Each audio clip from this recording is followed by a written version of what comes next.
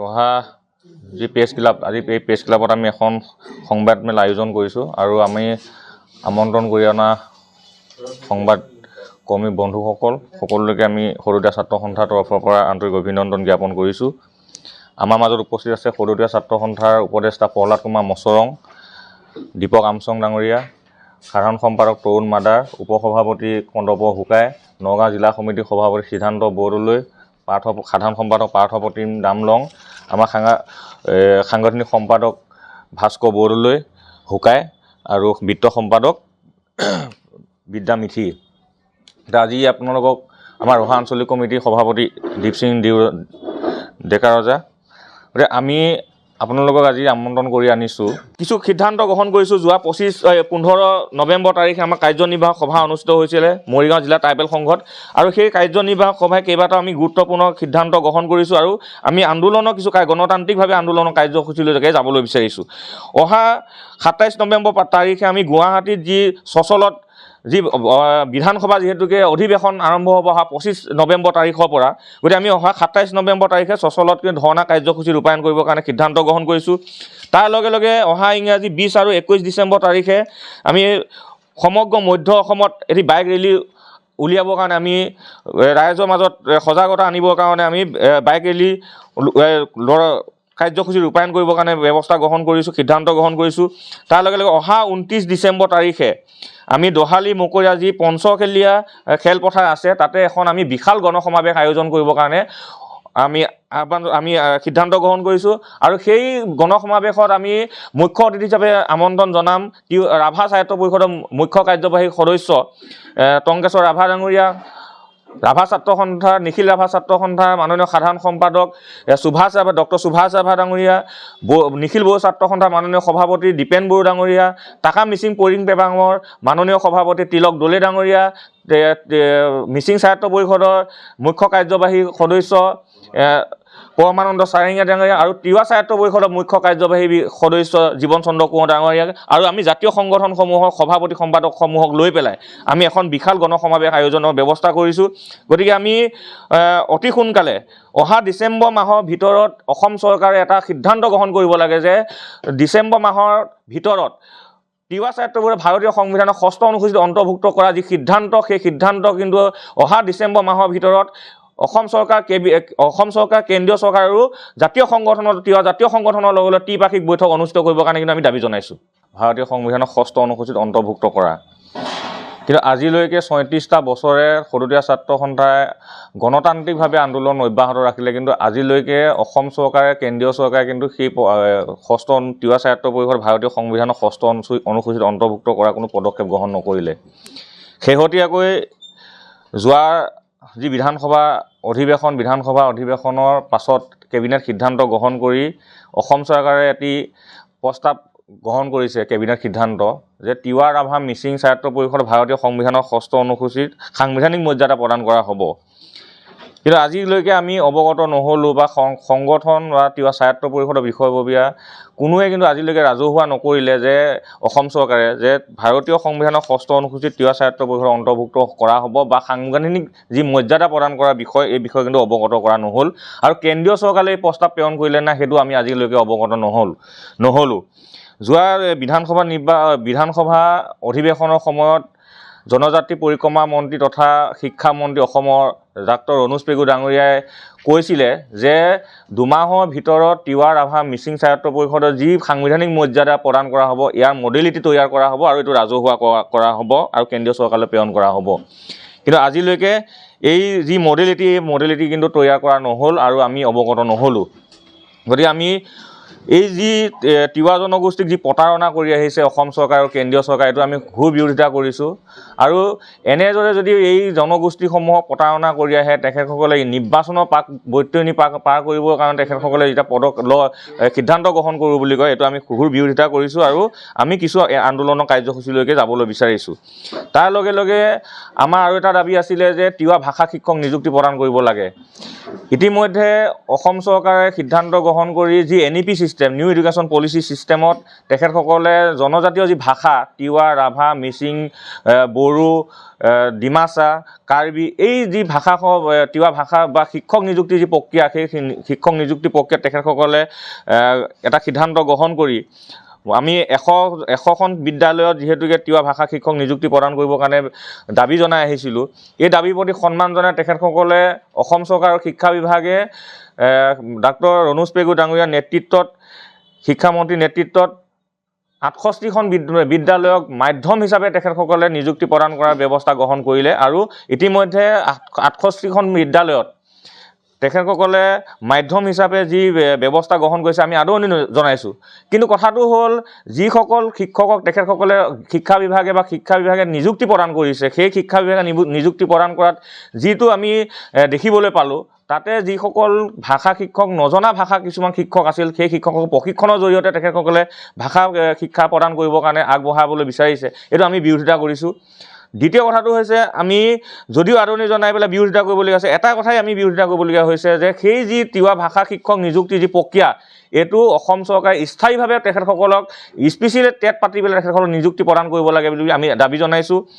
তাৰ লগে লগে আছিলে যে অবৈধভাৱে যি ট্ৰাইবেল বেল্ট ব্লক আজি অসমৰ 48টা ট্ৰাইবেল বেল্ট ব্লক আছে এই 48টা ট্ৰাইবেল বেল্ট ব্লকৰ ভিতৰত মধ্য অসমৰ 7টা ট্ৰাইবেল মৰিগাঁও জিলাতে অকল 7টা ট্ৰাইবেল বেল্ট ব্লক আছে এই মৰিগাঁও জিলাৰ 7টা ট্ৰাইবেল বেল্ট ব্লকত 28,022 বিঘা মাটি আজিও ভূমি বেদখল হৈ আছে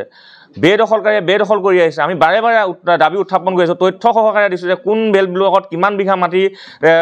অবৈধভাৱে বেদখল হৈ আছে কিন্তু আজিলৈকে যি কচুতলি যে ডিমৰীয়া যি ট্ৰাইবেল বেল্ট ব্লক আছিলে তাত কচুতলিত উচ্ছেদ কৰিয়ে কিন্তু সামৰিলে আৰু আমি দেখিবলৈ পাইছোঁ যে অসম চৰকাৰে যেনেদৰে বিভিন্ন ঠাইত যি অবৈধ বেদখলকাৰী আছে এই অবৈধ বেদখলকাৰী যুদ্ধংদেহীভাৱে তেখেতসকলে কিন্তু উচ্ছেদ অভিযান আৰম্ভ কৰিছে গতিকে আমি দাবী জনাব বিচাৰিছোঁ অতি শীঘ্ৰে যিসমূহ 28,022 বিঘা যি মৰিগাঁও জিলা অকল মৰিগাঁও জিলাতে 7টা ট্ৰাইবেল বেল্ট ব্লকত যি অবৈধভাৱে বেদখল হৈ আছে অতি শীঘ্ৰে অসম চৰকাৰে এই উচ্ছেদৰ ব্যৱস্থা গ্ৰহণ কৰিব লাগে তাৰ লগে লগে আমি আৰু এটা বস্তু প্ৰত্যক্ষ কৰিছোঁ যে ট্ৰাইবেল বেল্ট ব্লকত নথকা যিসকল লোক বাহিৰৰ পৰা আহি পেলাই তাত মানে মাটি ক্ৰয় বিক্ৰয় কৰা আমাৰ পৰিলক্ষিত হৈছে ইতিমধ্যে জাগিৰোডত এনে এচাম দালাল সোমাইছে যি চামে নেকি মানে অবৈধভাৱে তেখেতসকলে নাম জাৰি কৰিবলৈ কাৰণে চাৰ্কুল অফিচাৰ কানুনগো তাৰ লগে লগে মণ্ডল কানুনগো লগ খাই পেলাই কিন্তু অবৈধভাৱে মানে কি নাম জাৰি কৰিছে আমি এই নাম জাৰিসমূহ অতি শীঘ্ৰে কিন্তু কৰ্তন কৰিবৰ কাৰণে ব্যৱস্থা গ্ৰহণ কৰিবলৈ কাৰণে জিলা প্ৰশাসনক আহ্বান জনাইছোঁ তাৰ লগে লগে আছিলে যে মধ্য অসমত যি জনজাতি ট্ৰাইবেল বেল্ট ব্লক আছিলে গোভা ট্ৰাইবেল বেল্ট ব্লক আছিলে তাতে অসম চৰকাৰ ভাৰত চৰকাৰে মিলি পেলাই এটা আমাৰ তাতে জাগিৰোডত পেপাৰ মিল তৈয়াৰ কৰিছিলে আৰু পেপাৰ মিলটো ইতিমধ্যে মৃত্যুমুখলৈ গভৰ্ণমেণ্টে চেলিয়াই দিলে অসম চৰকাৰ কেন্দ্ৰীয় চৰকাৰে সেই মিল চলাবলৈ নোৱাৰি পেলাই মৃত্যুমুখলৈকে ঠেলি লৈ গ'ল সেই ভূমিত আমি দাবী জনাই আছিলোঁ যে সেই ভূমিত আমাৰ যি জনজাতি যাৰ মাটি তেখেতসকলে লৈছিলে সেই মাটিসমূহ ঘূৰাই দিব লাগে কিন্তু তেখেতসকলে আকৌ আনি পেলাই দিলে আমাৰ semi conductor Tata semi conductor দিলে আমি ছেমি কণ্ডাক্টৰ অহাৰ কাৰণে আমি আদৰণি জনাইছোঁ আমি উন্নয়ন বিৰোধী নহয় আমাক উন্নয়ন লাগিব কিন্তু তাৰ লগে লগে আমি এইটো উত্থাপন কৰিব বিচাৰিছোঁ যে তাত যিখিনি স্থানীয় শিক্ষিত যুৱক যুৱতী আছে সেই স্থানীয় শিক্ষিত যুৱক যুৱতীসকলক আৰু জনজাতি যুৱক যুৱতীসকলক তেখেতসকলে কিন্তু তাত কৰ্মসংস্থাপন প্ৰথম পৰ্যায়ত কিন্তু দিব লাগিব আৰু এই দাবীটো আমি আগতেও উত্থাপন কৰি আহিছোঁ যে যি প্ৰকল্প বিষয়া আছে সংগঠন আছে আৰু অসম চৰকাৰে ত্ৰিপাক্ষিক বৈঠক অনুষ্ঠিত কৰিবৰ কাৰণে আমি দাবী জনাই আহিছিলোঁ কিন্তু আজিলৈকে দাবী এই ত্ৰিপাক্ষিক বৈঠক অনুষ্ঠিত কৰা নাই গতিকে ইতিমধ্যে কাম আৰম্ভ হৈ তীব্ৰ গতিত চলি আছে গতিকে আমি অতি সোনকালে অসম চৰকাৰ তাৰপিছত টাটা ছেমি কণ্ডাক্টৰ প্ৰজেক্ট বিষয়া আৰু সংগঠনৰ মাজত তিৱা ছাত্ৰ সন্থাৰ মাজত ত্ৰিপাক্ষিক বৈঠক অনুষ্ঠিত কৰিবৰ কাৰণে আমি দাবী জনাই তিৱা ছাত্ৰ সন্থাৰ আহ্বান মৰ্মে আজি অনুষ্ঠিত হোৱাৰ যি সংবাদ মেল এই সংবাদ মেলত আহি অংশগ্ৰহণ কৰাৰ সাংবাদিক বন্ধুসকল ইতিমধ্যে সন্থাৰ সভাপতিয়ে গোটেই বিষয়বস্তুখিনি সম্পৰ্কত এটা বিস্তৃত ধাৰণা আপোনালোকৰ আগত অৱগত কৰিছে তথাপি মই মোৰ ফালৰ পৰা আজি সংবাদ মেলত উত্থাপিত হ'বলগীয়া বিষয় সন্দৰ্ভত অতি চমুকে মই দাঙি ধৰিব বিচাৰিছোঁ এই কথাটো হয়তো আপোনালোকে জানে যে ৰাজ্য বিভাজনৰ সময়ৰ পৰা মেঘালয় ৰাজ্যত বসবাস কৰা তিৱাসকলে আজিলৈকে এটা জনজাতি মৰ্যাদা পোৱা নাই আৰু সেই মেঘালয় ৰাজ্যত বসবাস কৰা তিৱাসকলক আমি তিৱা ছাত্ৰসন্থাই তেওঁলোকৰ মানে জনজাতি পাহাৰীয়া জনজাতিৰ যিটো দাবী এই দাবীটো আমি তেতিয়াৰ পৰা ৰাখিছোঁ মূলতঃ তিৱা জাতিৰ অস্তিত্বৰ আৰু তিৱা জাতিৰ উন্নয়নৰ হকে বিগতৰ ৩৬টা বছৰে এক গণতান্ত্ৰিক এক গণসংগ্ৰাম আমি অসমত অব্যাহত ৰাখি আহিছোঁ কিন্তু এই সময়ছোৱাত এই দীঘলীয়া সময়ছোৱাত অসমলৈ বহুত চৰকাৰ আহিল বহু মুখ্যমন্ত্ৰী আহিল কিন্তু তেওঁলোকে ৰাজনৈতিক বক্তব্য দিয়াতে সীমাবদ্ধ থাকিল জনগোষ্ঠীটো অতি মৌলিক যি জনপ্ৰিয় দাবী হস্তনিৰ্মিত স্বায়ত্তশাসনৰ সন্দৰ্ভত তেওঁলোকে কোনো কিন্তু চৰকাৰী বা সাংবিধানিক ব্যৱস্থা গ্ৰহণ নকৰিলে বৰঞ্চ প্ৰত্যেকটা নিৰ্বাচনৰ সময়ত তেওঁলোকে ৰাজনৈতিকৰণৰ জৰিয়তে জনজাতিসকলে আৱেগক তেওঁলোকে মানে খেলা হিচাপে খেল খেলি আহিলে গতিকে আমি এই খেলখন ৩৬টা বছৰে দেখিলোঁ গতিকে ৩৬টা বছৰে দেখি থকাৰ এই খেলখন পুনৰাবৃত্তি আমি বিচৰা নাই বা এতিয়া তিৱা জাতিয়ে তেনেধৰণৰ ৰাজনৈতিক পাহাৰ খেলক কেতিয়াও বিশ্বাস নকৰে সঁচাৰ্থ তিৱা জাতিসকলৰ এই যে মৌলিক দাবী আৰু জনপ্ৰিয় দাবী হস্তনিৰ্মিত স্বায়ত্তশাসনৰ যি বিষয় এই বিষয়টোক ভাৰতীয় সংবিধানৰ ৬ষ্ঠ অনুসূচীত অন্তৰ্ভুক্ত কৰাৰ ক্ষেত্ৰত আমি সুযোগে উত্থাপন কৰাই নহয় এই আন্দোলনৰ কাৰ্যসূচীটো পূৰ্বতকৈ অধিক তীব্ৰৰ পৰা তীব্ৰতলৈকে আমি আগুৱাই নিয়াৰ কাৰণে চেষ্টা অব্যাহত ৰাখিম আৰু এই গণতান্ত্ৰিক আন্দোলনৰ ধাৰাই এটা সময়ত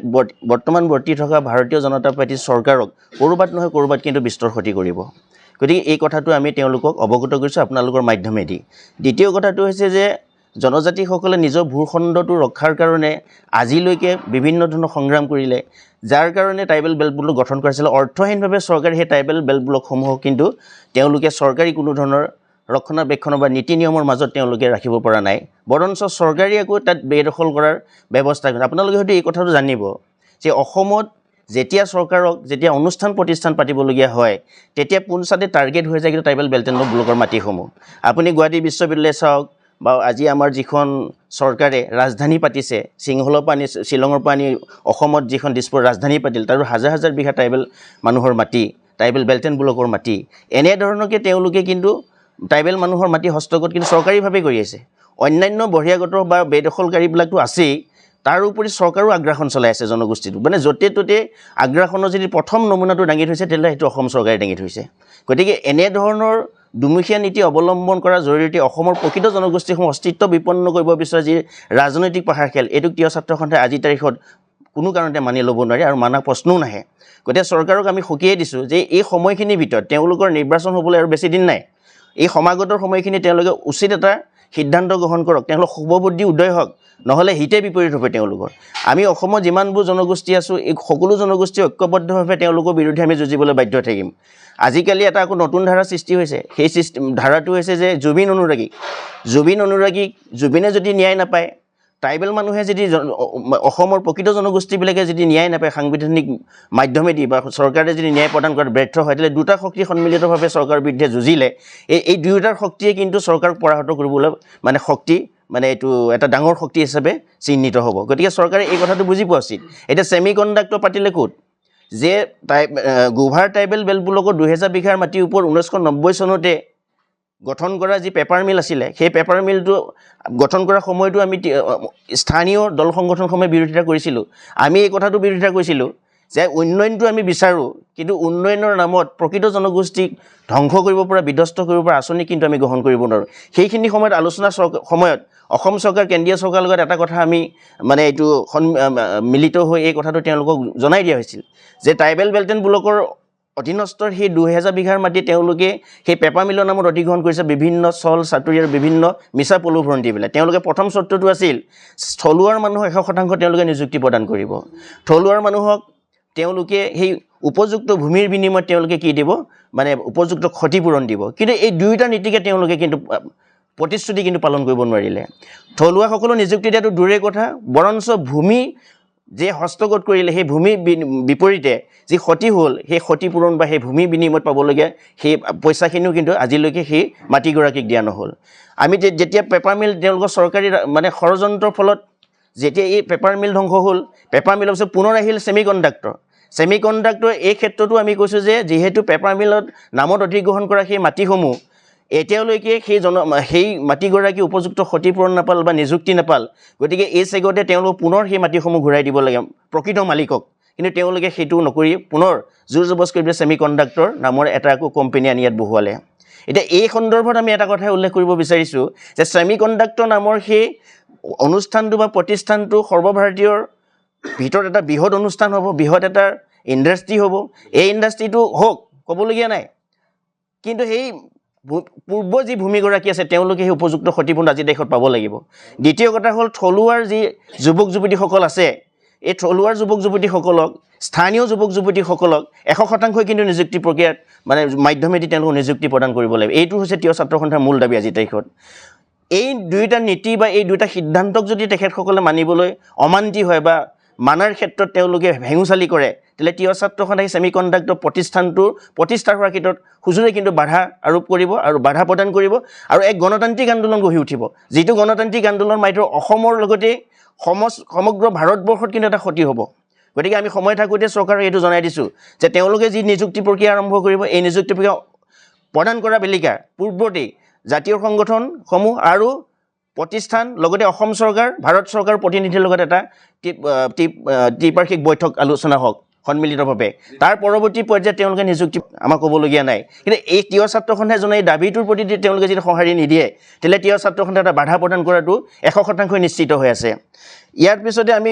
খুব বেছি সুৰক্ষিত নহয়। তেওঁলোকক সুৰক্ষা আৰু নিৰাপত্তাৰ স্বাৰ্থত আমি এটা আঞ্চলিক স্বায়ত্তশাসনৰ ব্যৱস্থা গ্ৰহণ কৰিবলৈ দীৰ্ঘদিন ধৰি অসম চৰকাৰক দাবী জনাই আছোঁ। কিন্তু এই দাবীটোৰ প্ৰতি ন্যূনতমো তেওঁলোকে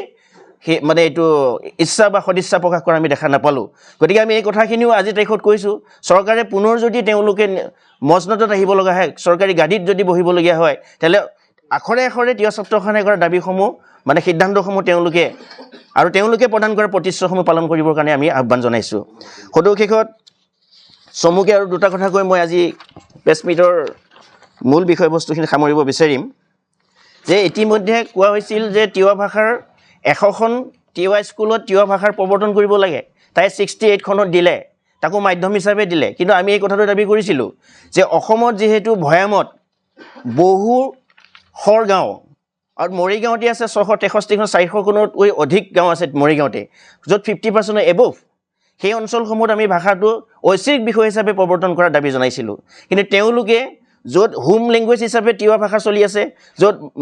মাডাৰ টাং হিচাপে তিৱা ভাষা চলি আছে, সেইবোৰ অঞ্চলত তেওঁলোকে মিডিয়াম হিচাপে ঘোষণা কৰিলে, সেইখিনিলৈকে আমাৰ আদৰণি আছে। কিন্তু এই যে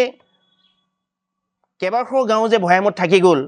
তাত ভাষাটো যে প্ৰৱৰ্তন হ'ব লাগিব, সেই স্কুলসমূহত যে ঐচ্ছিক বিষয় হিচাপে দিয়াৰ সিদ্ধান্তটো আছিলে, এই সিদ্ধান্তটো কিন্তু তেওঁলোকে পালন কৰা নাই। গতিকে পৰ্যায়ক্ৰমে অসম চৰকাৰৰ প্ৰতি এইটো আমাৰ দাবী থাকিব, তিৱা ভাষাৰ প্ৰৱৰ্তনৰ ক্ষেত্ৰত ভৈয়াম অঞ্চলত থকা 50% অধিক জনজাতি তিৱাই বসবাস কৰা সেই গাঁওসমূহ, সেই প্ৰাথমিক বিদ্যালয়সমূহতো ঐচ্ছিক বিষয় হিচাপে যদি তেওঁলোকে ভাষাটো প্ৰৱৰ্তন কৰে, তাকো কম দিনৰ ভিতৰত, উইদিন শ্বৰ্ট টাইম, এই কথাটো আমাৰ তিৱা ছাত্ৰ সন্থাৰ এতিয়া অন্যতম এটা দাবী হিচাপে আছে। গতিকে এই যিবিলাক মৌলিক সমস্যা, এই যিবিলাক ৰাজনৈতিক সমস্যা অমীমাংসিত দীৰ্ঘদিনভাৱে চলি আছে, এইবিলাকো এটা এটাকৈ সমাধান কৰাৰ কাৰণে আমি প্ৰতি বছৰে প্ৰতিবাৰে সময়ে সময়ে আমি দাবী উত্থাপন কৰি আছোঁ আন্দোলনৰ মাধ্যমেদি, কিন্তু চৰকাৰে ইয়াৰ প্ৰতি গুৰুত্বহীনতা প্ৰকাশ কৰি আহিছে। গতিকে আজি তাৰিখত ক'ব, আজি 2026 চনৰ পূৰ্বে যদি এই মূল সমস্যাবিলাক সমাধানৰ ক্ষেত্ৰত তেওঁলোকে যদি মানে চৰকাৰী পক্ষই যদি এটা উচিত সিদ্ধান্ত লোৱাৰ ক্ষেত্ৰত ব্যৰ্থ হয়, তেতিয়াহ'লে 26 চনতো যি ধৰণৰ শিক্ষা দিব লাগে তিৱা ছাত্ৰ তাৰ কাৰণে সকলো পৰ্যায়ৰ প্ৰস্তুতি কিন্তু আৰম্ভ কৰিব। এই কথাটো আপোনালোকৰ মেডিয়াৰ জৰিয়তে মই এই কথাটো অসম চৰকাৰলৈ জনাই থৈছোঁ, আগতীয়া এটা বাৰ্তা হিচাপে তেখেতসকলক মই জনাই থৈ দিছোঁ। গতিকে সদুশেষত আমি যিকেইটা আন্দোলনৰ কাৰ্যসূচী ঘোষণা কৰিছোঁ, এই প্ৰত্যেকটো আন্দোলনৰ কাৰ্যসূচী সফল ৰূপায়ণ কৰাৰ ক্ষেত্ৰত অসমৰ চুকে কোণে থকাৰ সকলো তিৱা ৰাইজক মই আহ্বান জনাইছোঁ, যিকোনো মূল্য বিনিময়ত যাতে এই আন্দোলন কাৰ্যসূচী সফল কৰি চৰকাৰক দৃষ্টিগোচৰ কৰিব পাৰে যে তিৱা ছাত্ৰ সন্থাই জনোৱা দাবীসমূহ যদি তেওঁলোকে সমাধানৰ কাৰণে সিদ্ধান্ত গ্ৰহণ নকৰে, ৰাজনৈতিকভাৱে তেওঁলোকে ক'ৰবাত নহয় ক'ৰবাত মুখ ঠেকেচা খাব। ধন্যবাদ। সময়ৰ খবৰ সময়ত পাবলৈ ফ'ল' কৰক টাইম অফ আছাম।